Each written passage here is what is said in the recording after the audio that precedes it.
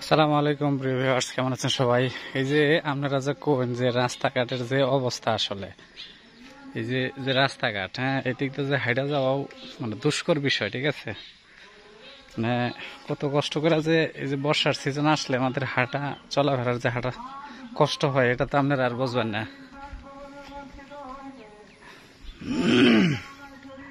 যে পুরা রাস্তাটাই হচ্ছে কর্দমাক্ত আর কি।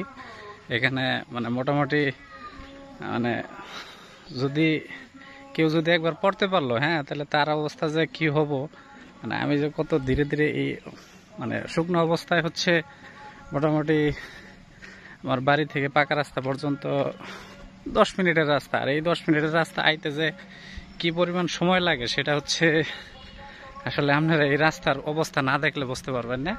মানে খুবই দুষ্কর হাইটা যাওয়া চলাফেরা এই রাস্তায় করা, মানে খুবই কর্দমাক্ত আর কি। আর যদি একটু বৃষ্টি হইতে পারলো তাহলে তো কোনো কথাই নাই, তাহলে আর কি পাও মাথার উপরে নিয়ে তারপরে হাঁটা শুরু করা লাগে।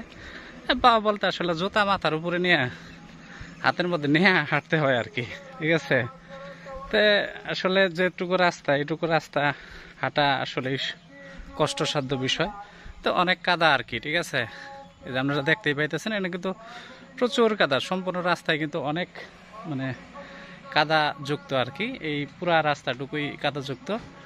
সামনে ইনশাল্লাহ এলাকাবাসী মিলা যদি রাস্তাটা একটু সংস্কার করা যায়, সেই লক্ষ্যে আমরা চেষ্টা করবো ইনশাল্লাহ।